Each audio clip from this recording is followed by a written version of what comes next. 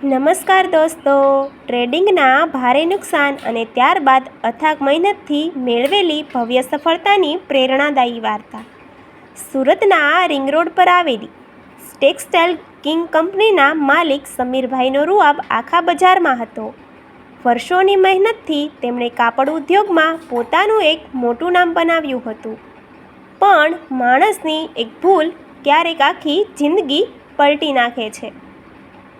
સમીરભાઈને share બજાર અને futures and options ટ્રેડિંગનો ચસ્કો લાગ્યો. શરૂઆતમાં થોડો નફો થયો એટલે એમનો આત્મવિશ્વાસ લોભમાં બદલાઈ ગયો. તેમણે કંપનીના વ્યવસાયમાંથી પૈસા કાઢીને ટ્રેડિંગમાં લગાવવાનું શરૂ કર્યું. એક દિવસ માર્કેટમાં એવો મોટો કડાકો આવ્યો કે સમીરભાઈની ગણતરીઓ ઊંધી પડી ગઈ. નુકસાન એટલું મોટું હતું કે તેને સરભર કરવા તેમણે કંપનીની મિલકતો ગીરો મૂકી દીધો. પણ માર્કેટ સુધર્યું નહીં. જોત જોતામાં કરોડો રૂપિયાનું દેવું થઈ ગયું. લેણદારો રોજ ઓફિસે આવીને ધમકીઓ આપવા લાગ્યા. આખરે આબરૂ બચાવવા માટે સમીરભાઈએ ભારે હૈયે પોતાની વહાલી કંપની, ઓફિસ અને પોતાનું આલીશાન મકાન પણ વેચી દેવું પડ્યું. જે માણસ કાલે બજારનો રાજા હતો તે આજે રસ્તા પર આવી ગયો હતો. કંપની વેચાઈ જતાં જ સમીરભાઈનું આખું સામાજિક વર્તુળ બદલાઈ ગયું.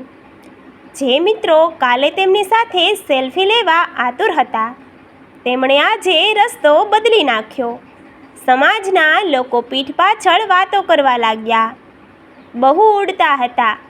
ટ્રેડિંગના જુગારમાં બધું ગુમાવી દીધું. હવે તો આ ક્યારેય ઊભા નહીં થઈ શકે.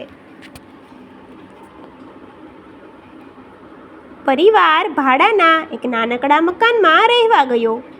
દીકરાની સ્કૂલની ફી ભરવાના પણ ફાફા હતા. સમીરભાઈ રાત્રે ઊંઘી શકતા નહોતા. તેમને પોતાની જાત પર ગુસ્સો આવતો હતો કે એક લાલચના કારણે તેમણે આખો પરિવાર રોડ પર લાવી દીધો. પણ તેમની પત્ની રાધિકાએ તેમનો હાથ પકડ્યો અને કહ્યું, જે ગયું એ આપણું નહોતું, પણ તમારી અંદર રહેલી મહેનત કરવાની ક્ષમતા હજી કોઈ ચોરી શક્યું નથી. આપણે ફરી શરૂઆત કરીશું. આ શબ્દોએ સમીરભાઈમાં એક નવી આશા જગાડી.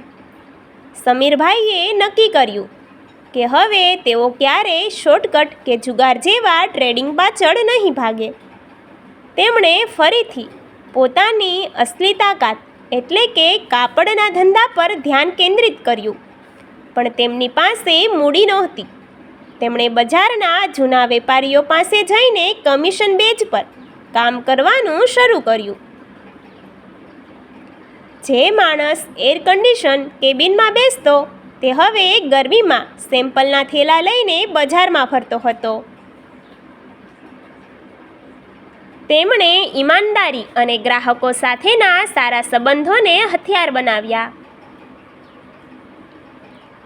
ધીમે ધીમે નાનો નફો એકઠો કરીને તેમણે 2 વર્ષ પછી એક નાનું પ્રોડક્શન યુનિટ શરૂ કર્યું. આ વખતે તેમનું વિઝન અલગ હતું.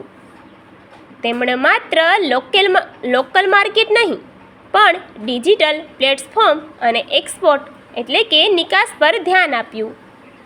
તેમની ડિઝાઇન અને ક્વોલિટી એટલી અદ્ભુત હતી કે ટૂંક સમયમાં જ ઓર્ડર્સનો ધોધ વહેવા લાગ્યો.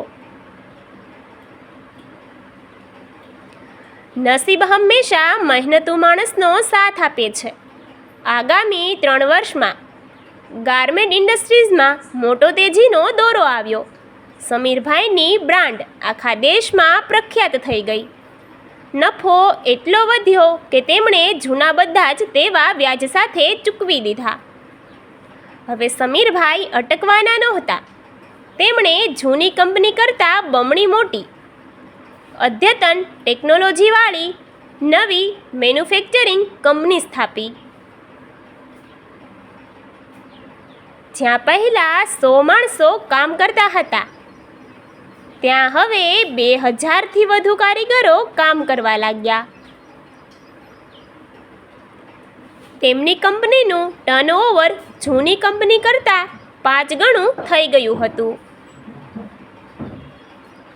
જ્યારે સમીરભાઈની આ નવી મેગા કંપનીનું ઉદ્ઘાટન હતું ત્યારે તેમણે એ જ લોકોને આમંત્રિત કર્યા જેમણે તેમને મુશ્કેલ સમયમાં મજાક ઉડાવી હતી.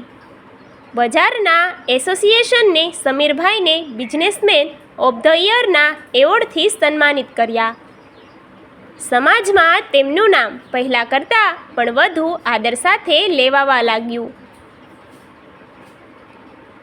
તેમણે સ્ટેજ પરથી ભાષણ આપતા એક બહુ સરસ વાત કહી. મુશ્કેલીઓ આપણને તોડવા માટે નહીં પણ આપણી અંદર છુપાયેલી શક્તિઓને બહાર લાવવા માટે આવે છે. ટ્રેડિંગના શોર્ટકટે મને રોડ પર લાવી દીધો હતો પણ ઈમાનદારીની મહેનતે મને ફરીથી સિંહાસન અપાવ્યું છે. સમીરભાઈએ સાબિત કરી દીધું કે હારેલો માણસ જો હિંમત ન હારે તો તે પહેલાં કરતાં પણ વધુ શક્તિશાળી બનીને પાછો આવી શકે છે. Thank you.